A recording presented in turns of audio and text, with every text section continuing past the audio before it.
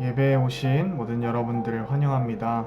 온라인 예배도 하나님 앞에서 예배이기 때문에 위의 사항들을 잘 숙지하셔서 하나님 앞에 참된 예배자로 예배할 수 있기를 바랍니다.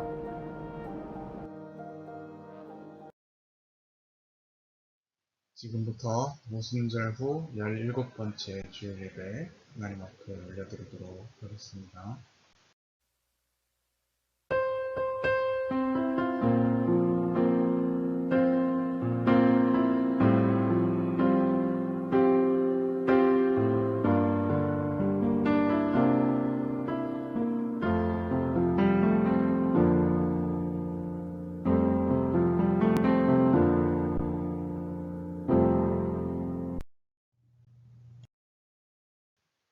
이날은 여호와께서 정하신 것이라.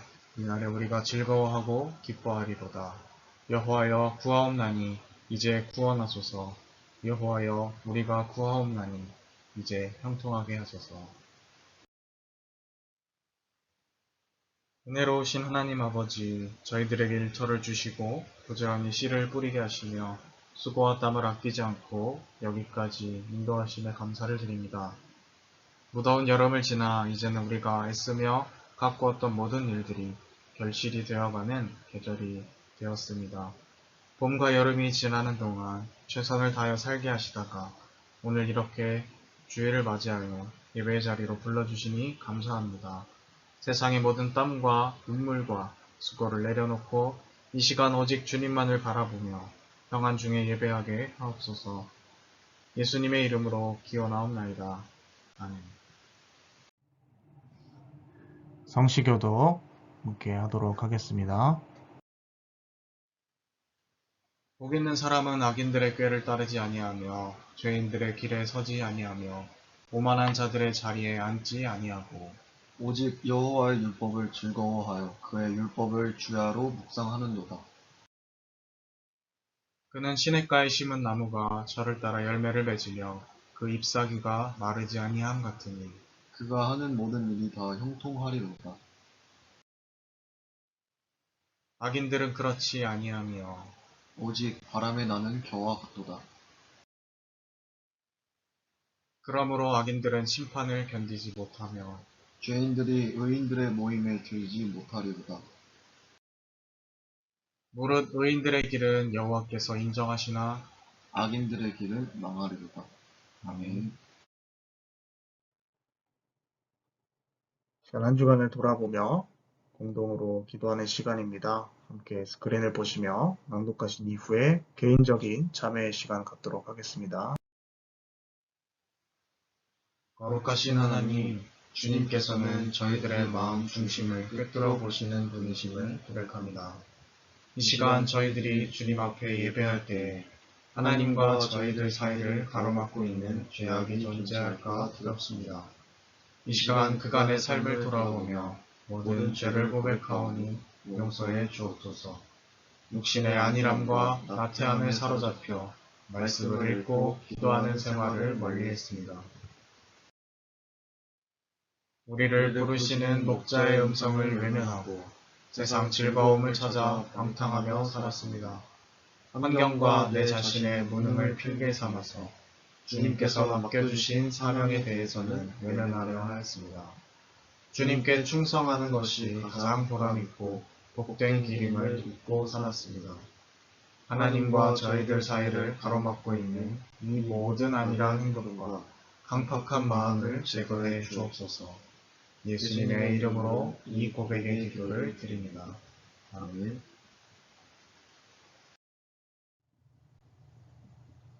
시간 한 주간을 돌아보며 참회의 기도 드리도록 하겠습니다.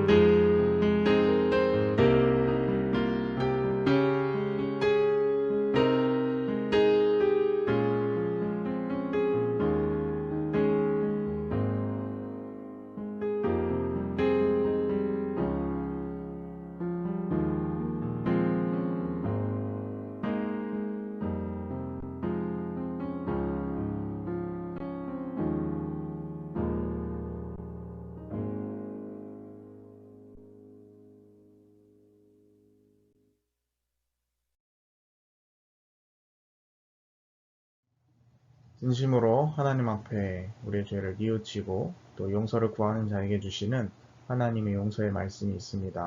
다 함께 하나님께서 우리에게 주시는 용서의 말씀을 함께 봉독하도록 하겠습니다. 내 악이 제하여졌고 내 죄가 사하여졌느니라. 우리 함께 소원이라는 찬양 하나님 앞에 올려드리도록 하겠습니다.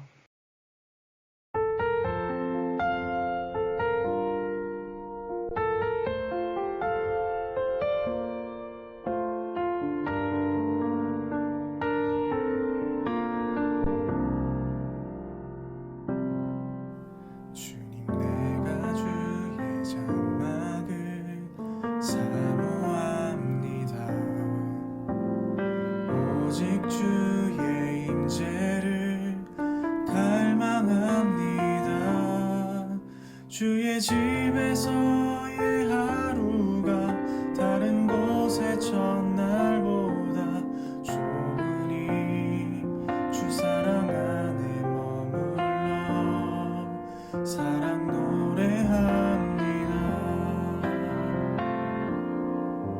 주님 내가 주의 장막을 사모합니다. 오직 주의 임재를 갈망합니다. 주의 집에서의 하루가 다른 곳의 첫날보다 좋으니 주 사랑 안에 머물러 사랑 노래합니다. 나의 평생에 한 가지 소원 주의 아름다우신 보며 사랑 노래하는 것 나의 왕 되신 주님의 얼굴 구하며 주 사랑 안에 머물러 사랑 노래합니다. 나의 평생에 단 한 가지 소원 주의 아름다우신 보며 사랑 노래하는 것 나의 왕 되신 주님의 얼굴 구하며 주 사랑 안에 머물러 사랑 노래합니다.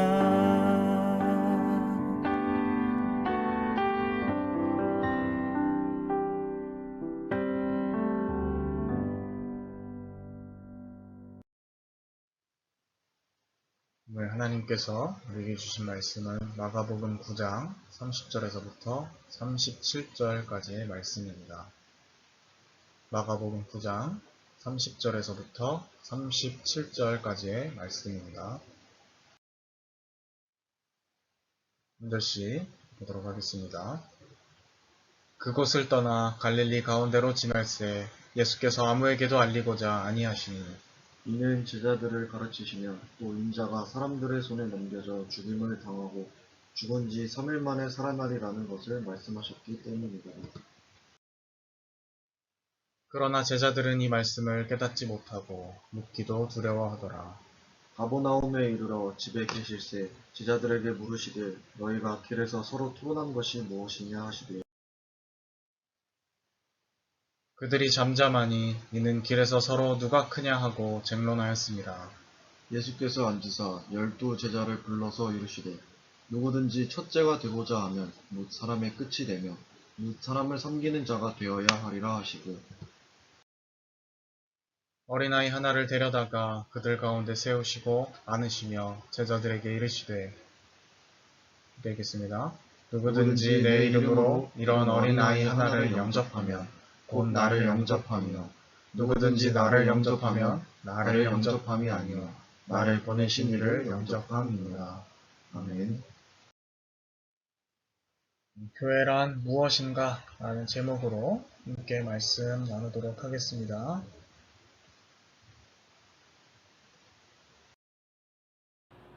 네, 여러분 한 주간도 평안히 잘 지내셨습니까? 지난주에 우리는 베드로의 신앙 고백을 통하여서 교회란 무엇인가에 대해서 살펴보고 또 생각해 보았죠. 지난주 본문 가운데서 베드로가 예수님으로부터 질책을 받고 또 고난을 주님께서 예고하시는 그런 요소들도 본문에 같이 있었는데, 지난주에는 그것들에 대한 부분을 전부 다 다뤄보지는 않고 지나간 면들이 있었습니다. 왜냐하면 이 코로나19 장기화 시대에 교회가 무엇인지에 대한 것에 초점을 맞추어서 살펴보려는 것이 지난주 설교의 주된 목적이기 때문에 그렇습니다. 그러나 오늘 말씀과 또 지난주의 흐름이 계속 이어지고 있는 부분들이 있어서 오늘은 지난주에 미처 다뤄보지 못했던 본문을 간략히 살펴보면서 또 오늘 우리에게 주어진 말씀으로 접근을 해보고자 합니다. 지난주에 우리가 살펴본 것처럼 예수님의 제자 베드로는 로마가 제공하는 평화와 안정이 상식인 그러한 시대 속에서 예수님만이 우리의 메시아이며 하나님의 참 아들이라는 사실을 아주 용기 있게 고백했습니다. 그리고 예수님께서 바라보실 때 그 귀한 신앙 고백을 보시고 내가 이 반석 위에 교회를 세우겠다라고 말씀하시면서 이 신앙 고백이 교회의 기초가 되어버린 그러한 사건들을 우리가 살펴보았죠. 지난주에도 나눈 바와 같이 교회의 교회됨, 그것은 신앙 고백에 있습니다. 여러분, 이 말은 단순히 이런 공식을 외운다라고 해서 되는 것이 아니라 정말 그렇게 우리의 일거수일투족을 하나님 앞에 그렇게 살아내고 있는가, 그것이 관건이다라고 말씀을 드렸습니다. 지휘관을 지휘관으로서 인정한다라는 것이 하나의 어떤 상징적인 고백으로 끝나는 것이 아닌 것처럼 예수님이 우리의 주님이라는 사실 역시 우리의 가장 구체적인 삶의 자리에서 드러내고 표현되는 것이 당연한 것이다 라는 말씀을 드린 바가 있죠. 그러나 이런 점에서 살펴볼 때 베드로는 우리에게 너무 멋있는 이 신앙 고백의 요체를 알려준 것은 틀림없지만 여전히 그가 바라보고 있는 것은 예수님의 오른팔이 되어서 이 세상에서 출세하는 것이지 않았나라는 생각을 해보게 됩니다. 주님을 분명히 따르고 믿기는 믿는 것 같은데 그 믿는 대상을, 그 믿음의 요체가 어떻게 되어져 있냐면 우리 예수님이 로마 황제보다 더 강한 사람이다, 더 유력한 사람이다, 지금은 내가 스승으로서 그냥 옆에서 보필하면서 따르는 그러한 사람이지만 언젠가 예수님이 로마 황제보다 더 강한 권력의 자리에 등극하셔서 온 세상을 다스릴 궁극적인 통치자가 될 것이다 라는 정도로만 생각하고 그러한 목적으로 예수님을 쫓았다라는 것이죠. 그래서 예수님께서 십자가에 달려 돌아가실 것을 예고하자마자 주님, 당신은 그래서는 안 됩니다 라고 거칠게 항변했던 것입니다. 베드로가 예수님을 붙잡고 그래서는 안 된다라고 항변한 이유가 여러 가지가 있겠죠.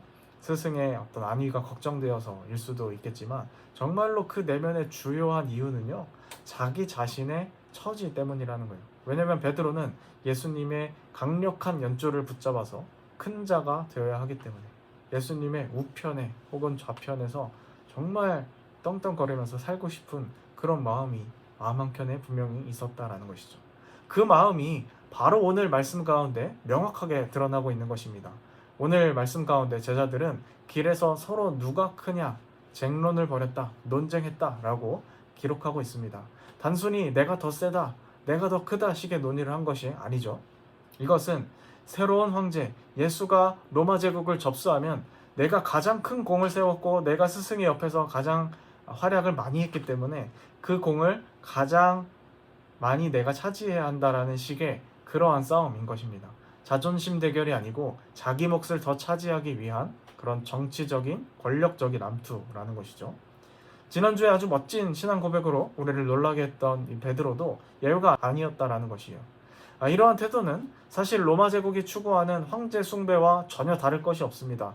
예수 숭배, 황제 숭배, 숭배의 그 주체만 바뀌었을 뿐이지 단지 어떤 방식의 황제를 섬길 것이냐, 어떤 황제가 나에게 원하는 것을 줄 것이냐, 이 노선을 갈아타는 문제에 불과하다는 것이죠. 이러한 방식의 신앙생활은 성경이 우리에게 가르쳐주는 참 복음도 아니고 신앙의 모습도 아니다라는 것입니다. 여러분, 우리가 겉으로는 얼마든지 예수님을 추종하고 따를 수 있습니다. 남들 보기엔 정말 신앙인으로서 참된 신앙인처럼 살아가는 것처럼 포장할 수도 있습니다. 그런데 정말로 우리가 어떠한 동기와 내면으로 그렇게 하는지가 정말 중요합니다. 특별히 하나님께서 우리를 바라보시고 평가하실 때는 더더욱 그렇습니다. 왜냐하면 어떤 마음이냐에 따라서 그것이 성경이 가르치는 믿음과 완전히 다른 것일 수도 있기 때문에 그렇습니다. 제자들은 예수님을 따라 사역을 계속 쫓아다녔습니다. 스승을 수행하면서 보필하면서 마을 곳곳을 이스라엘 전역을 순회하면서 다녔죠. 불이익도 감수했습니다. 때로는 멋진 신앙 고백도 들려주기도 했습니다. 고난도 겪었습니다. 그런데 그 이유가 예수님이 유력한 차기 황제이기 때문에 그렇게 한 것이라고 한다면 그것은 성경이 가르치는 예수님을 신앙하는 그러한 모습이 아니다라는 것이죠. 유력 정치 후보 선거 캠프에 합류한 것에 불과한 것이에요. 자기 자신의 욕망을 위해서 말이죠. 지난주도 그렇고 이번 주도 그렇고 계속해서 반복적으로 등장하는 내용이 또 하나 있는데 그것은 바로 예수님께서 자꾸만 침묵을 명령하신다는 거예요. 말하지 말라는 거예요. 이런 기적을 보여서 사람들이 인기를 얻고 관심을 끌고 할 수 있는 방식들이 충분히 있는데 말하지 말라는 거예요. 베드로의 신앙 고백에도 그렇고요. 병자를 치유하셨을 때도 그렇고 말하지 말라. 이 일을 삼가 전하지 말라 명령하십니다. 그래서 이 성경을 연구한 학자들은 이러한 현상을 이 학적으로 이렇게 부릅니다. 메시아 침묵 명령. 말하지 말라고 하셨다. 그럼 왜 예수님이 이렇게 침묵 명령을 하셔야만 했을까요? 여기에 여러 가지 이유가 사실 있습니다만은 주요한 오늘 말씀과 관련된 그 이유 중에 하나를 말씀드리면 제자들이 예수님에 대해서 아직은 잘 알지 못했기 때문이기도 합니다. 굉장히 큰 비중을 차지합니다. 메시아 침묵 명령의 가장 큰 이유 중 하나는 제자들 자체조차 예수님을 오해하고 있었기 때문에 아직은 예수님을 새로운 제국의 황태자쯤으로 생각하면서 추종하고 있는 이 제자들에게 예수님에 대해서 전하는 것은 오히려 예수님이 가르치는 복음을 가리우는 그런 행동일 수 있기 때문에 그렇죠. 예수님께서 오병이어의 기적을 통하여서 자신을 나타내시고 대중들이 그에 따라 환호하면서 몰려드는 현상이 생기자 일부러 그 자리를 피해버리신 것과 같은 이치라고 할 수 있습니다. 때로는 예수님에 대해서 열심히 홍보하고 선전하는 것이 예수님의 영광을 가리는 행위가 될 수도 있다는 것이죠. 언제요? 우리가 예수님에 대해서 잘 모를 때, 오해할 때, 혹은 다른 목적을 가지고 따를 때 우리는 복음을 오히려 더 가려울 수 있다. 예수님께서 십자가에서 죽을 것을 말씀하시고 나서 베드로가 스승이시여 그러해서는 안 됩니다. 예수님을 만류하고 또 예수님으로부터 사탄아 이런 불호령을 듣고 나서 정말 이 분위기가 싸해진 상황 가운데서 오늘 말씀이 진행이 됩니다. 그래서 이 예수님이 하신 이 말씀에 대한 예고, 순한 예고, 내가 고난을 받을 것이다 라고 한 이 말씀에 대해서 아무도 깨닫지 못했는데 제대로 이해한 사람이 아무도 없는데 그럼에도 불구하고 아무도 이에 대해서 감히 묻기를 두려워했다라고 말씀이 기록한 이유는 바로 여기에 있는 것이죠. 바로 이 전 단락에서 베드로가 스승께 크게 꾸중을 들었기 때문에 그렇습니다. 그러나 여전히 이들이 관심을 가지고 있는 것이 딱 하나 있었는데 서로 누가 큰 자이냐에 대한 것이었어. 예수님의 정말 당황스러운 순한 예고에 대한 이 궁금증은 있지만 그것은 그냥 궁금증이 한편 떠오르고 많은 것으로 휘발되어 버리고 그래도 내가 큰 자일 텐데 그래도 내가 쟤보다는 공이 더 클 텐데 그래서 하나님의 나라가 임할 때 내가 쟤보다 더 높은 자리에 올라가는 것이 당연한 것인데 이것에는 여전히 관심이 정말 지대하게 많이 있었다라는 것이죠. 예수님의 십자가 죽음 예고에는 감히 질문하지 못하지만 자기들끼리 누가 더 큰 자인지 서열 나누는 데는 엄청난 관심이 있었습니다. 아마도 제자들은 이렇게 생각했던 것 같습니다. 유력한 제국의 통치자가 될 우리의 스승 예수님은 어떤 이유로 고난받고 죽게 될 것 같은데 스승님 그렇게 말씀하셨으니까요. 그래도 예수님이 그동안 말해왔던 그 하나님 나라, 그 왕국이 펼쳐지게 되면 그 죽은 스승을 대신하여서 차기 후계자가 필요하지 않겠냐. 예수님이 그동안 가르치시는 것을 보면 정말 그 하나님의 나라, 하나님의 왕국이라는 것이 정말 이 땅에 오는 것은 분명한 것 같은데 그 스승이 지금 고난받고 죽게 될 것이라고 하니까 그 후계자는 우리가 되어야 되지 않을까? 내가 되어야 되지 않을까? 너보다는 내가 더 많이 공헌했으니까 내가 더 적임자가 아닐까? 이런 식의 논쟁의 흐름이었지 않을까? 추정을 해봅니다. 예수님의 가르침과 제자들의 이해 간격이 너무나도 크게 벌어진 안타까운 상황입니다. 하나님의 나라는 전혀 그러한 것이 아니고 예수님을 믿는다는 것은 전혀 다른 것인데 말입니다. 그런데 예수님은 복잡한 이야기를 하시기보다 어린아이에 대한 말씀을 우리에게 전해주고 계십니다. 나의 이름으로 어린아이를 영접하는 것이 곧 나를 영접하는 것과 같다. 이 말씀으로 제자들을 가르치고 계세요. 자, 우리가 먼저 이 말씀을 잘 살펴봤으면 좋겠습니다. 영접이라는 단어를 생각해 보시죠. 영접이라는 단어는 헬라어 원어를 고려할 때, 영접이라는 한자어 뜻도 그렇지만 헬라어 원어를 생각할 때 굉장히 정치적인 뜻을 가지고 있습니다. 이 헬라어 원어를 고려해 볼 때 영접은 중요한 방문자, 중요한 고위직이나 관리직에 있는 자에게 베푸는 어떤 공적인 환영의 의미가 있습니다. 그렇죠? 한자의 의미의 영접도 뭔가 손님이 오셨을 때 맞이하는 그런 의미가 있죠. 헬라어의 영접은 그것보다 조금 더 높은 사람들에게 대하는 그러한 지극정성의 맞이함의 의미가 있다라는 것이에요. 그래서 마치 타국의 사신을 접대하거나 높으신 분의 행차가 있을 때마다 맞이하러 나가는 그런 의미인 거죠. 우리가 잘 쓰는 말로 생각해보면 받들어 매시다 이러한 말로 좀 번역이 가능하지 않을까 생각을 해봅니다. 자, 그런데 이 영접을 누구한테 하라는 거예요? 어린아이에게 하라는 것입니다. 사실 어린아이와 영접이라는 말은 잘 어울리지 않는 말인 거죠. 전혀 어울리지가 않습니다. 어린아이를 받들어 매셔라. 그건 뭔가 이렇게 웃기지 않습니까? 그 어린아이가 황제의 자제가 아닌 이상 이 말은 정말 이상한 말이죠. 그러나 예수님께서 정말 진지하게 이 말씀을 제자들에게 전달해주고 계신 겁니다. 영접의 의미를 생각해보면 이 영접은 영접할 대상에게 무언가 크게 기대할 것이 있기 때문에 하는 것이라고 볼 수도 있습니다. 그 귀한 분에게, 그 높으신 분에게 뭔가 내가 누를 끼쳐서 나에게 손해가 오는 것을 방지하는 것이 목적일 수도 있고, 혹은 그 높으신 분, 귀하신 분을 잘 대접하여서 나에게 어떤 혹시 이득을 가져올 수도 있지 않을까, 혹은 출세할 수도 있지 않을까, 이런 발판을 삼으려는 계산일 수도 있는 것이죠. 전자가 됐던 후자가 됐건 그 영접이라는 단어는 이 정치적인 목적으로, 정치적으로 나보다 우위에 있는 자에게 베푸는 그런 계산된 행동이라고 정리를 해볼 수가 있는 겁니다.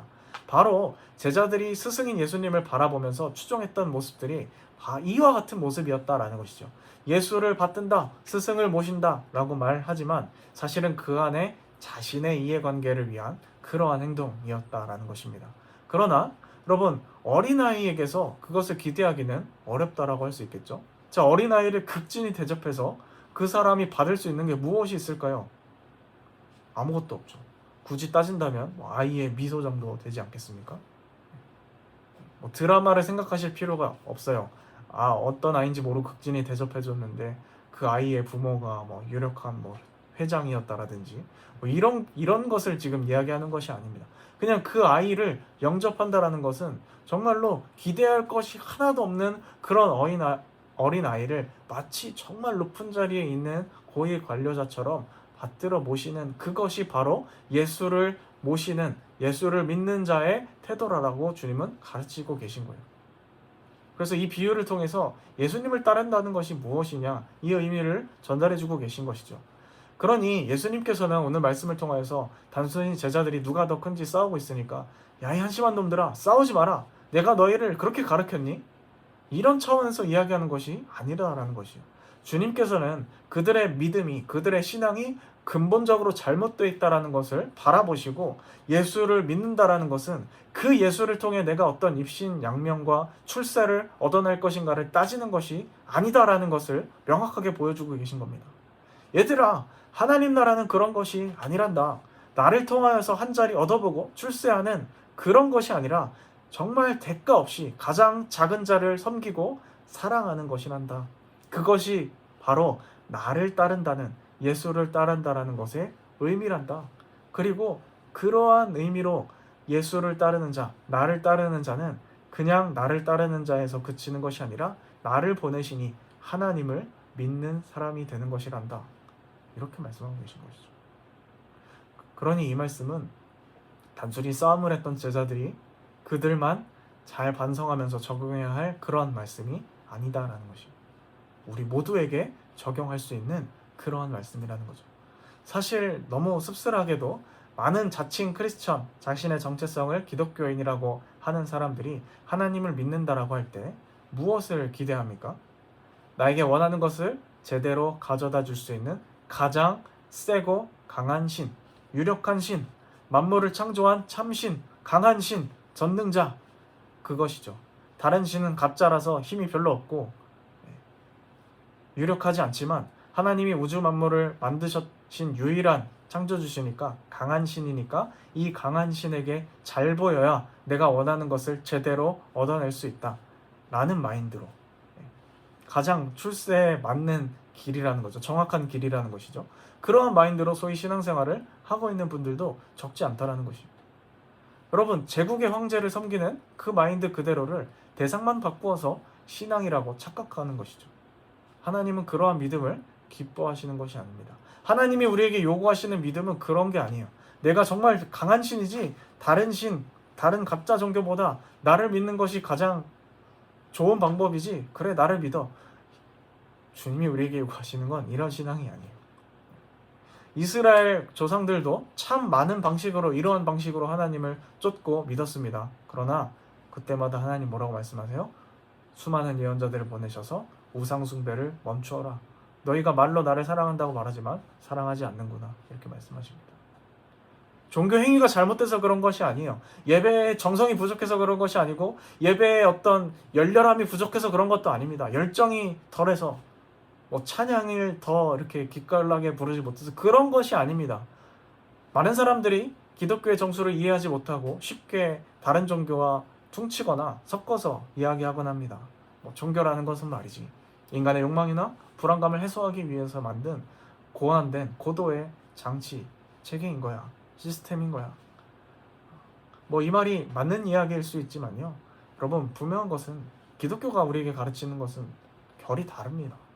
성경을 잘 읽어보시면 예수님은 한 번도 나의 마음에 들기 위해서 너희의 정성을 보이라든지 나의 어떤 기분을 좋게 하기 위해, 여기서 말하는 나는 하나님이죠. 하나님의 기분을 맞추기 위해 너희가 잘 보이고 무엇을 해내야 하고 바쳐라 라는 식의 이야기를 한 번도 하지 않으세요. 오히려 성경은 하나님께 그러한 접근을 할 때마다 불쾌하고 불편해하면서 오해를 교정하는 말씀을 우리에게 들려주시죠. 오히려 하나님께서는 가장 작은 자를 대가 없이 사랑하고 섬기는 것을 기뻐한다라고 말씀하십니다. 그래서 제가 언젠가 말씀을 나누면서 이 아우구스티누스의 말을 인용드렸지만 오늘도 그 같은 원리가 적용된다라고 이야기할 수 있는 것이죠. 내가 나의 신을 사랑할 때 나는 무엇을 사랑하고 있는가? 하나님을 사랑한다고 말은 누구나 할 수 있지만, 그리고 실제로 그렇게 나는 하나님을 사랑하고 있어라고 착각할 수 있지만, 정말 혹은 제자들처럼 스승 예수를 따르면서 생고생도 하고 온갖 고난과 어려움을 다 겪을 수도 있지만 그 내면의 동기가 결국에는 어디에 있는가, 무엇 때문에 그토록 그 하나님을 신앙하는가, 믿는가, 이것을 잘 우리가 따져봐야 한다는 것이에요. 제자들이 이미 누가 더 큰 자냐 싸우는 순간부터 그들의 신앙은 첫 단추가 잘못 끼워졌다는 것을 알 수가 있는 것이에요.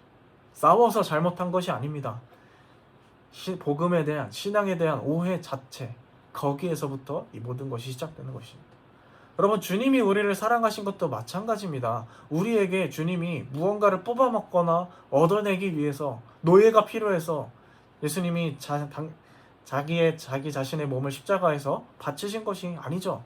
하나님이 정말 아쉬워서 뭔가를 시키기 위해서 독생자 예수를 우리에게 보내신 것이 아니죠. 그저 사랑하기 때문에 자신의 아들을 보내어 십자가에 내어 주신 것입니다.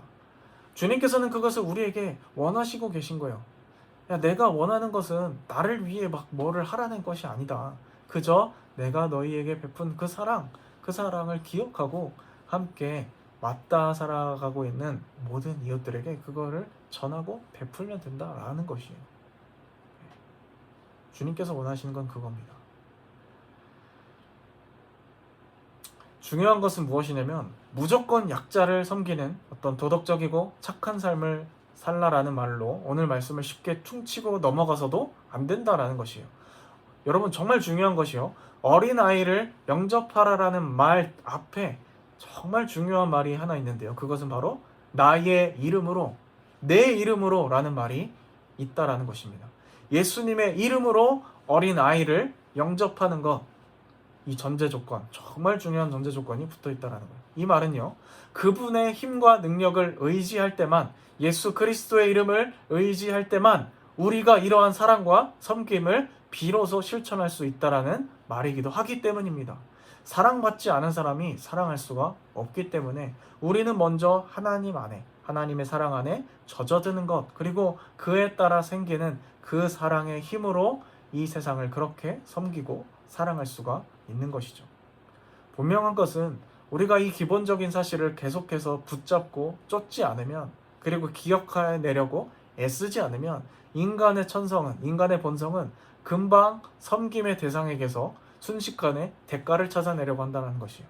이것을 계속 붙잡지 않고 이것을 하나의 어떤 도덕적인 윤리적인 명령으로만 받아들이면 우리는 반드시 그 사람을 하나님이 하라고 했으니까 뭐 섬긴다고 하면서도 계속 기대하게 되는 거예요.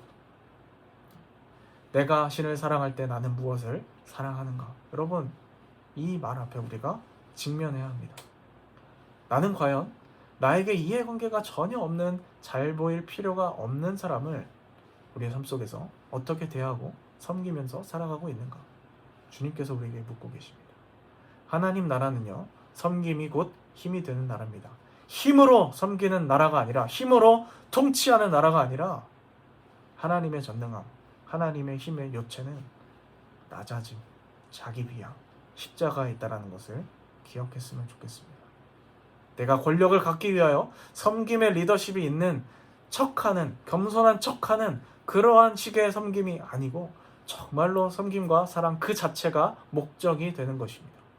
여러분, 당연히 그냥 되지 않습니다. 교육으로 세뇌로서 인간이 그냥 절대 이렇게 한순간에 바뀔 수가 없는 것이에요. 주님이 말씀하신 것처럼 오직 나의 이름으로, 예수님의 이름으로 나에게 대가 없이 나를 사랑하고 찾아오신 그 사랑 안에 젖어들 때만 우리가 정말로 진심으로 다른 기대 없이, 대가 없이 이러한 사랑들을 실천할 수 있음을 기억했으면 좋겠습니다. 그리고 그 사랑을 정말 우리 주변의 이웃들에게 대가 없이 나눌 수 있는 저희들이 되었으면 좋겠습니다. 로마 황제를 숭배하는 것과 같은 방식으로 예수를 따르고 쫓는 이들이 아니라 정말로 십자가 가운데 자기를 찢으신 그 하나님의 아들의 사랑에 깊이 젖어들어 누가 시키지 않아도 남들을 보이기 위해서 하는 섬김이 아니라 정말 내 안에서 벅차오르는 사랑으로 말미암아 이웃들을 섬기고 살아갈 수 있는 우리 모두가 될 수 있었으면 좋겠습니다. 특별히 코로나19가 장기화되고 있는 이러한 시대 가운데서 정말 우리가 빛난 하나님의 사람들로서 사람들을 격려하고 위로하고 세울 수 있는 그러한 귀한 그리스도인들 될 수 있었으면 좋겠습니다. 기도하겠습니다. 하나님 아버지, 정말로 진실되게 주님을 믿고 바라보는 한 사람이 절실한 시대 가운데 살고 있습니다. 오늘 말씀을 통하여서 정말 내가 어떤 믿음을 가지고 있는지 근본적으로 돌아보고 성찰할 수 있는 귀한 시간이 될 수 있도록 인도하여 주옵소서. 누가 큰 자인지 싸우고 하나님 앞에서 무엇을 얻어낼 것인가, 그러한 마음으로 신앙을 바라보거나 접근하는 자들 되지 않게 하시고, 그것을 넘어서 우리에게 정말 아낌없이 우리가 답 없는 죄인으로서 하나님 앞에 허우적대고 살아갈 때에 우리를 구원하여 주신 그 하나님의 사랑, 그 사랑을 깊이 받아들이고 젖어들어가 그 사랑을, 넘치는 사랑을 이웃들에게 감격적인 모습으로 전달할 수 있는 저희 모두가 될 수 있도록 인도하여 주옵소서. 함께 하실 주 믿사오며 이 모든 말씀 예수님의 이름으로 기도드립니다. 아멘. 준비하신 예물 올려드리면서 함께 찬양 드리도록 하겠습니다. 아래 계좌번호는 참고하셔서 자발적으로 자유껏 하시면 되시겠습니다.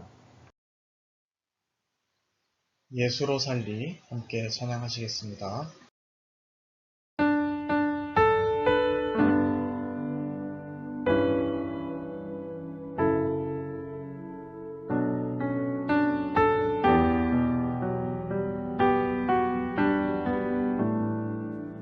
계절은 흐르고 꽃은 피고 져도 시들지 않은 생명이 있네.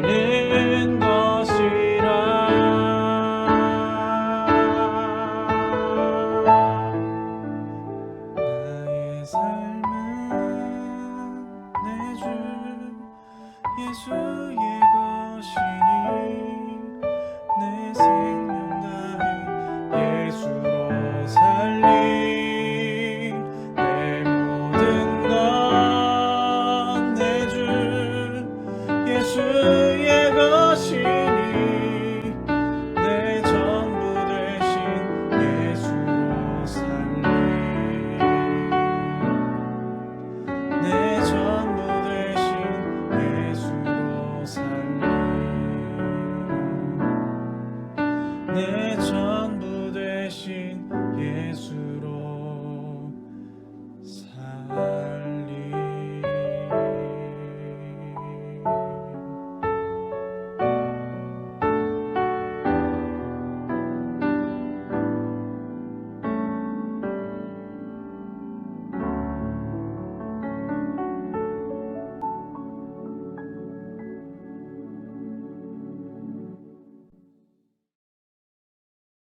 하나님 아버지, 오늘도 우리가 예수님의 말씀을 통하여 우리의 신앙을 점검하고 또 하나님을 찬양하며 예배할 수 있도록 인도하심에 감사드립니다.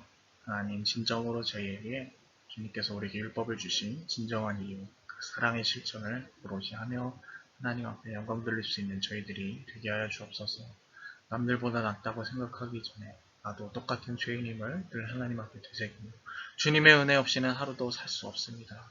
이것을 늘 기억하며 우리의 모든 행동에 이것을 두서기 하나님 사랑 이것을 향하여 나아갈 수 있는 저희들이 되게 하여 주옵소서. 함께 하실 줄 믿사오며 이 모든 말씀 예수님의 이름으로 기도드립니다. 아멘.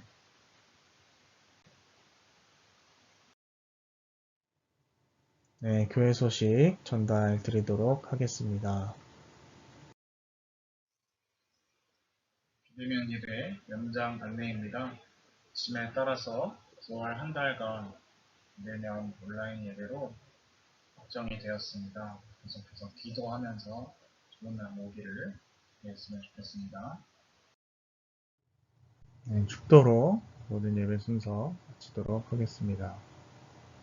지금은 우리 구주 예수 그리스도의 은혜와 하나님 아버지 극진하신 사랑하심과 성령의 인도 역사하심이 오늘 함께 말씀을 듣고 정말로 어린아이를 영접함 같이 우리 주변의 이웃들을 대가 없이 계산 없이 바라보며 주님을 바라보듯 섬기기를 마음속에 다짐하는, 그리고 먼저 예수님의 이름으로 그 일들을 하기 위하여서 하나님 앞에 잠잠히 머물고 그 사랑을 묵상하며 그 받은 사랑을 마음껏 누리며 전파하기를 원하는 주님의 자녀들 머리 위에 지금부터 영원까지 함께 하시기를 축원하옵나이다. 아멘. 네, 여러분 한 주간도 주님의 사랑 가운데 푹 젖어들며 어린 나이와 같이 우리 이웃들을 섬길 수 있는 이 귀한 명절 또 한 주 보낼 수 있길 바랍니다.